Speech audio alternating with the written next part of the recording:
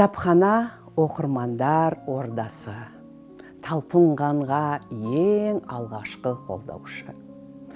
Қажетті өтеу кітапхана парызы, іздегенді бағыттаушы, жол басшы.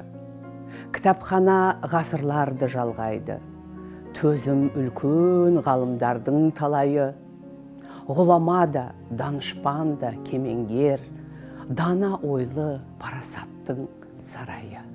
Бүгін кітапханашы күні. Қызметкерлердің ғана мерекесі емес, ол оқырмандардың да мерекесі.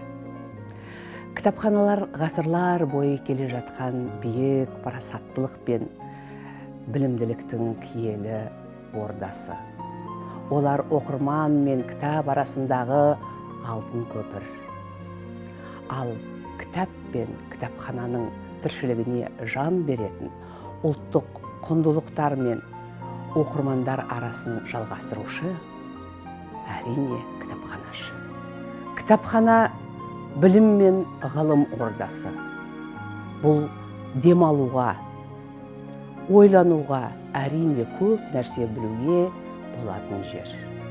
Құрметті кітапханашылар, сіздерді бизнес колледжі ұжымының атынан мерекелеріңізбен құттықтаймыз. Баршаңызға зор денсаулық, отбасыларыңызға бақ береке, еңбектеріңізге шығармашылық табыстар тілейміз. Мерекелеріңіз құтты болсын. 2020 жылы адамзаттың алыбы Абай Құнанбаевтың 175 жылдығы аталып өтті. Менің сүйікті ақыным ретінде Абай Құнанбаевтың осы өлең жолдарын кітапханашылар күніне арнаймын. Әуелде бір суық мұз ақыл зерек, жылытқан тұла бойды ыстық жүрек. Тоқтаулылық қалыпты шыдамдылық, бұл қайраттан шығады білсең керек. Ақыл, қайрат, жүректі бірдей ұста, сонда толық боласын елден бөлек. Жеке-жеке біреуі жартпайды, жолда жоқ жарместі, жақсы демек. Биыл Жамбыл жылы. Сіздерге Жамбыл Жабаевтың балаларға деген өлең шумақтарын арнаймын. Балалар, аманбысың шырақтарым, майысып көлге біткен құрақтарым. Жүрмесем есендесіп тұра алмаймын, ішінен өтіп кетсе бір аптаның. Қонаққа келді міне Жамбыл атан, сан жылдар жүк көтерген бүкір жотам.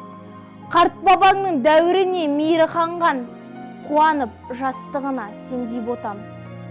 Құрметті кітапханашылар, сіздерді 15 қазан кәсіби мерекелеріңізбен шын жүректен құттықтаймын. Мына өлең жолдары сіздерге арналады.